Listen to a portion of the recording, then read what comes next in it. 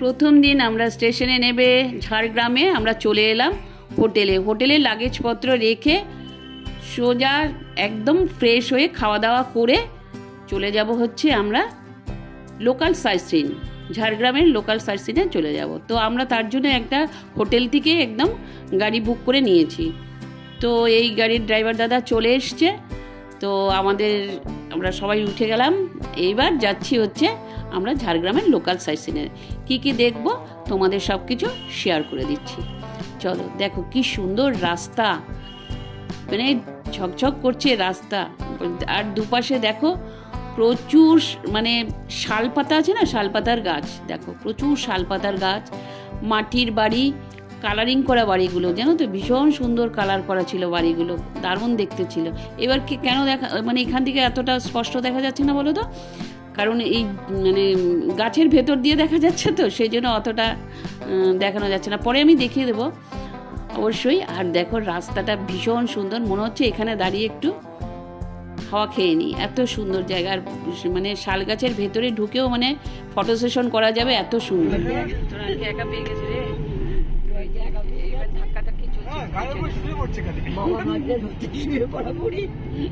লড়াই চলছে মামা ভাগ্নের,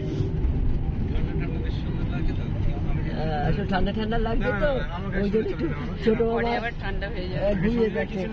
এই এবার কিন্তু সেটা হচ্ছে কনক দুর্গা মন্দিরে, তাই তো? একদম একদম ঢুকছে, বেশ গাছের ছায়াতে পুরো জায়গাটা পুরো ঠান্ডা ঠান্ডা হয়ে গেছে, কুলকুল লাগছে। এমনিও ঠান্ডা ঠান্ডা ওয়েদার, রোদ ছিল, বেশ গরম লাগছিল, অনেকটা ভেতরে কিন্তু যেতে হচ্ছে।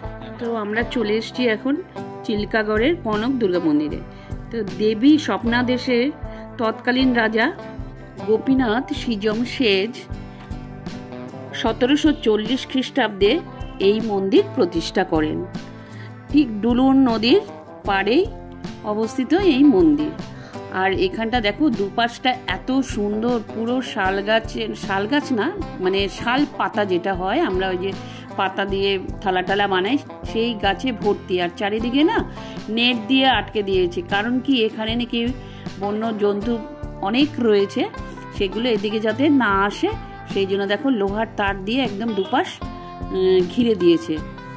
আর চলো ভেতরটাতে তোমাদের দেখাই, প্রচুর বড় বড় গাছে সমারোহ রয়েছে, দেখো প্রচুর গাছ রয়েছে। গাছের শেকড়গুলো দেখেছো, এই দেখো মোটা মোটা গাছের শেকড়গুলো ওপরে।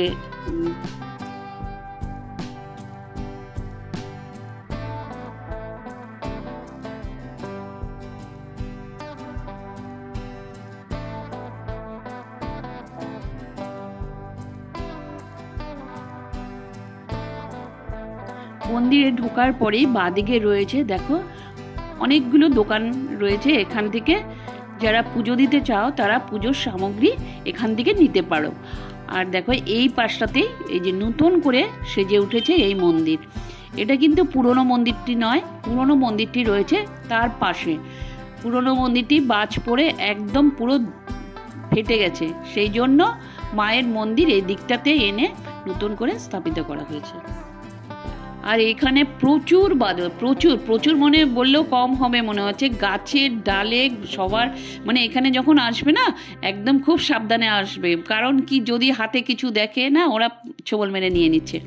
যাই হোক আমরা ভেতরে ঢুকে গেলাম। এই দেখো মায়ের মন্দিরে পুরোহিত পুজো করছিলেন। এটা হচ্ছে সেই পুরনো মন্দির। এই মন্দির দেখুন বাজ পড়ে পুরো নষ্ট হয়ে গেছে, এই যে। আর এইখানেই মায়ের মন্দির ছিল পুরোনো, দেখতে পাচ্ছেন, এই যে পুরো বাজ পড়ে একটু নষ্ট হয়ে গেছে, তাই এইখানে নতুন করে মন্দির করেছে, ওই যে। আর এই সে বট গাছ, এখানে সব পুজো টুজো হয়। আর দেখুন উকুন বাজছে, ওই যে একসাথে বসে, ওই দেখুন উকুন বাজছে, দেখতে পাচ্ছেন, ওর মাথা ওর মাথা। কথিত আছে যে এখানে পুজোর সময় নাকি প্রচুর মহিষ বলি দেওয়া হতো। আর এখান দিয়ে যে রাস্তাটা দিয়ে যাচ্ছি, যতক্ষণে না এই রাস্তার দিয়ে রক্ত বয়ে একদম ডুলুং নদীতে যেত ততক্ষণ পর্যন্ত বলি বন্ধ হতো না। আর এই দেখো ডুলুং নদীতে চলে এসেছি এখন, যেহেতু শুকনোর দিন সেহেতু মানে জলটা কম আছে। এই যে এই দেখো বাদরগুলো দেখো, চারিদিকে বাদর বাদর। জল একদম শুকিয়ে গেছে, মানে হেঁটে ওই পার যাওয়া যায় এরকম একটি ব্যাপার। যেহেতু শীতের দিন তো একটু জল তো কম থাকবেই, কিন্তু বর্ষাকালে এই জল ভরে গেলে ভীষণ সুন্দর লাগে দেখতে, ভীষণ সুন্দর লাগে। এই দেখো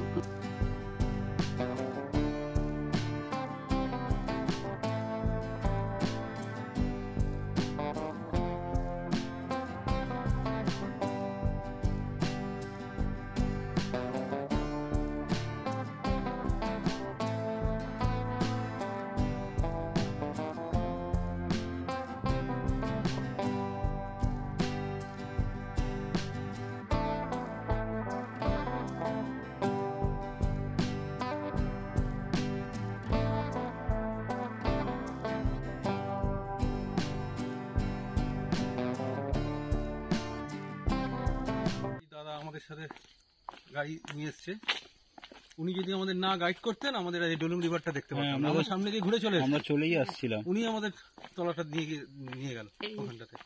এই দাদা আমাদের তো ওনার কথাবার্তাও ভালো, উনি খুব সুন্দর করে বুঝিয়েও দিচ্ছিলেন। এই আর কি, নাহলে আমরা এটা ছেড়ে চলে যেতাম। দাদা কিন্তু লোকাল লোক না, দাদার বাড়ি রায়গঞ্জে। হ্যাঁ, অনেক দূরে। যদি গাড়ির জন্য কোনো রকম দরকার লাগে তো এই আঙ্কেলের সাথে কন্ট্যাক্ট করতে পারো তোমরা সবাই। ঝাড়গ্রামে আসলে অবভিয়াসলি, বা কলকাতা থেকে ঝাড়গ্রাম, হ্যাঁ হ্যাঁ, যে কোনো গাড়ি ফাড়ির লাগার কোনো ডিটেলস কিছু লাগলে আঙ্কেলের সাথে তোমরা কন্ট্যাক্ট করতে পারো। আঙ্কেল তোমার নাম্বারটা দিয়ে দাও, কন্ট্যাক্ট নাম্বার 9832522866। তোমরা শুনে নিয়েছো তো, আঙ্কেলের সাথে কন্ট্যাক্ট করো। খুব ভালো মানুষ, তোমরা খুব ভালোভাবে ঘুরতে, প্রপার গাইড করে ঘুরবে। মানে অনেক সময় হয় একটা কিছু হয়তো ছেড়ে দিয়ে চলে গেলাম, মিস হয়ে গেল, যেরকম আমাদেরই হচ্ছিল সিরিয়াসলি। তো আঙ্কেল খুব ভালোভাবে গাইড করলো। তো তোমরা এখানে আসলে বা যে কোনো রকমের কলকাতা হোক বা যে কোনো জায়গা থেকে হোক একবার কল করে নিতে পারো তোমরা। তো আমরা কিছুটা এগিয়ে গেলেই না আমরা কিন্তু ডুলং নদীর ওপর দিয়েই যাব। এই ডুলং নদীটা যখন বর্ষাকাল হয় জল একদম, মানে এই যে দেখছো এই যে বাঁশের এই যে এইসব জায়গা দিয়ে একদম উবুর চুবুর হয়ে একদম জলটা ওই পারে যেতে থাকে। এত সুন্দর লাগে সেই সিনগুলো। যে কোনো জায়গায় মানে বর্ষাকালের জঙ্গলের সিনটা একটু বেশি সুন্দর লাগে, জল যেখানে থাকে বা ঝর্ণা যেখানে থাকে সেসব জায়গাগুলো বেশি সুন্দর লাগে। এবার চলে আসলাম আমরা পার্কে। আমরা চলে এলাম এখন ক্রিশ গার্ডেনে। আর গার্ডেনটা না অপূর্ব সুন্দর ছিল। গার্ডেন যে কোনো গার্ডেনই সুন্দরই হয়, যেহেতু সেখানে ফুলের সমারোহ থাকে। আর এখানে গিয়ে দেখি গোলাপের সমারোহ। ওরে বাপ রে বাপ, প্রচুর মানে গোলাপ ফুল। এখন দোলনায় চড়বে বলে এখন দৌড়াচ্ছে, মানে সত্যি বয়সটা কত হয়েছে এখনো বুঝতে পারছে না। ঠিক আছে, দেখো ব্যাগ ফ্যাগ শুধু পড়ে যাও না। ব্যাগটা ধরো না, ব্যাগটা ধরো ওনা, তুই ওইখানে ফুল আছে, কি আছে? ফুল আছে অনেক, ওই সামনের দিকে রয়েছে। ওইদিকে চলো মা।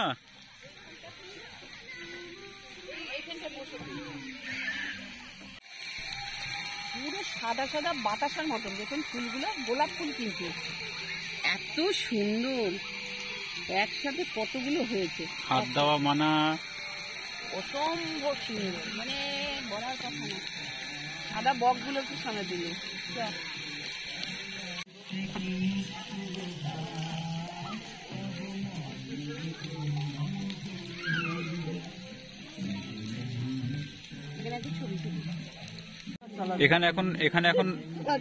এখানে এখন ফটো সেশন চলছে। এখানে এখন ফটো তোলার প্রস্তুতি চলছে, সব দাঁড়িয়ে পড়েছে। এবার একটু ফটো তোলা হয়ে যাক। ফটোগ্রাফার বাদে, হ্যাঁ ফটোগ্রাফার নেই। হ্যাঁ, ওটাই তো কষ্টকর বিষয় হয় সব থেকে। এখন ফাউন্টেনের সামনে ছবি তোলার জন্য যাচ্ছে। কোন পাশে দাঁড়াবে?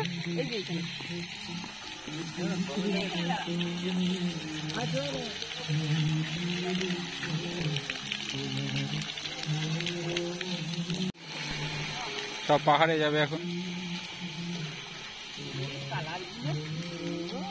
এত গোলাপ ফুল দেখো, গোলাপ ফুলের চারাগুলো কিন্তু মানে এখনো ছোট ছোট হয়ে রয়েছে, প্রচুর কলি রয়েছে।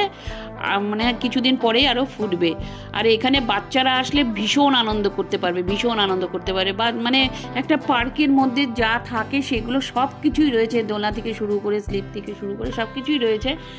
তার মধ্যে কৃত্রিমভাবে মানে পাহাড় তৈরি করেছে। চলো এবার যাই আমরা ভেষজ উদ্যানে। তো আমরা ভেষজ উদ্যানের ভেতরে আমরা প্রবেশ করছি।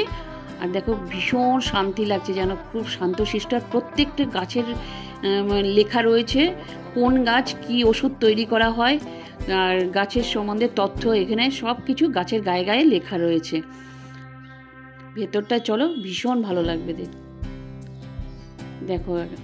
সেই মানে আয়ুর্বেদিক ওষুধ তৈরি হয় না, ঠিক সেরকম ওখানে একটা হামলদিস্তাও রাখা হয়েছে আমাদের বুঝিয়ে দেওয়ার জন্য আর কি। দেখো কত বড় বড় গাছ না, এই সমস্ত ওষুধের গাছ, ভাবাই জানা না এইসব গাছের থেকে কত ধরনের যে ওষুধ হয়। আরও গাছ লাগাচ্ছে। আমরা ভেতরটাতে একটু গিয়েছিলাম, ওদিকটাতে দেখলাম যে ছোট ছোট চারাগুলোও লাগাচ্ছে।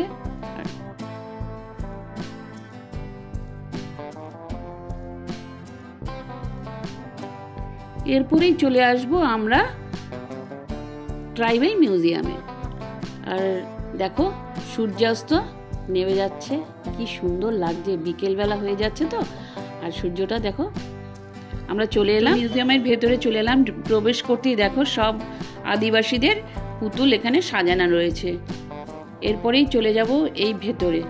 আর এই দেখো শালপাতা গাছ, সারা জায়গায় শালপাতা গাছ রয়েছে। আর সব মানে একদম ঠান্ডা জায়গাগুলো, প্রচণ্ড ঠান্ডা আর নিস্তব্ধ। আর এখানে গাড়ি রাখার জায়গাও রয়েছে। তো চলো ভেতরটাতে যাই। ভেতরটাতে দেখা যাবে যে ওদের কি কি জিনিস রয়েছে।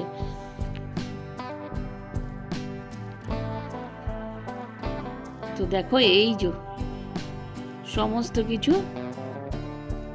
এই যে ফটোর মধ্যে সমস্ত কিছু রেখে দেওয়া হয়েছে বুঝিয়ে দেওয়ার জন্য। আর এইগুলো হচ্ছে আদিবাসী কি অস্ত্র ব্যবহার করতো এগুলো রয়েছে। নানান রকম মাদল রয়েছে, প্রচুর কালেকশন রয়েছে মাদলের। আর এই দেখো সমস্ত সাঁওতালদের কিভাবে এই যে মাদলগুলো দেখো।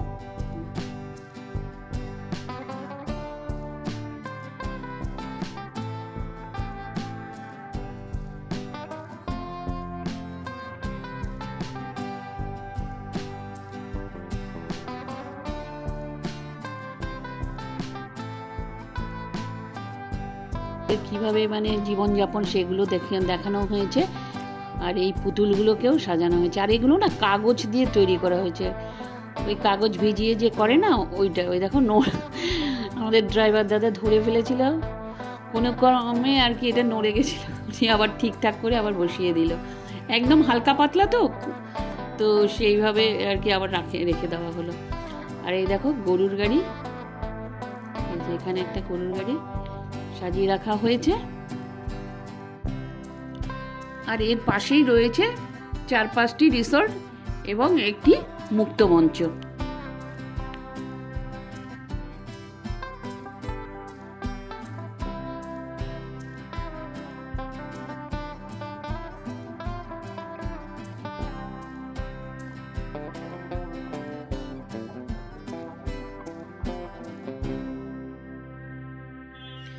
এরপরেই চলে এলাম ঝাড়গ্রাম রাজবাড়িতে।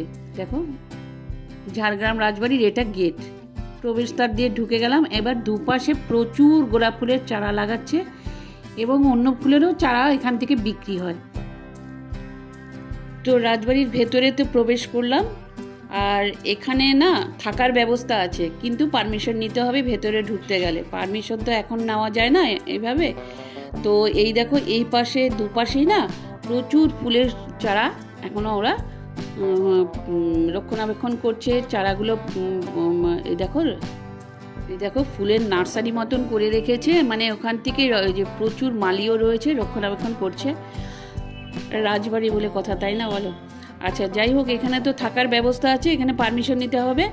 আর হচ্ছে এখানে হচ্ছে সব থেকে বড় কথা যেটা, মানে প্রচুর চলচ্চিত্রের শুটিং এখানে হয়েছে। আর হচ্ছে সব থেকে বড় কথা হচ্ছে দুর্গেশ্বরের গুপ্তধন এখানেই হয়েছিল শুটিং। আর তো অন্যগুলো হয়েছেই। আর দেখো আমরা মোটামুটি কথা বলতে বলতে চলে এলাম গেটের সামনে। গেটের ভেতরে কিন্তু প্রবেশ করতে দেয় না, ওখান থেকে পারমিশন নিতে হবে। তারপরে আমাদের তো মোটামুটি সন্ধে হয়ে গেছিলো, আমাদের আর ভেতরে প্রবেশ করা হয়নি। তো তোমাদের বাইরের থেকেই আমি এটা দেখিয়ে দিচ্ছি। তো প্রথম দিনের ঝাড়গ্রাম ট্যুর আমরা তোমাদেরকে দেখিয়ে দিলাম কোথায় কি আছে না আছে খুঁটিনাটি। আর এরপরেই চলে আসলাম আমরা চা খেতে। আর ব্লগটা যদি কোথাও কিছু ভালো লেগে থাকে লাইক করো, শেয়ার করো, সাবস্ক্রাইব করো। নতুন বন্ধুরা অবশ্যই একটু করে দিও, ঠিক আছে।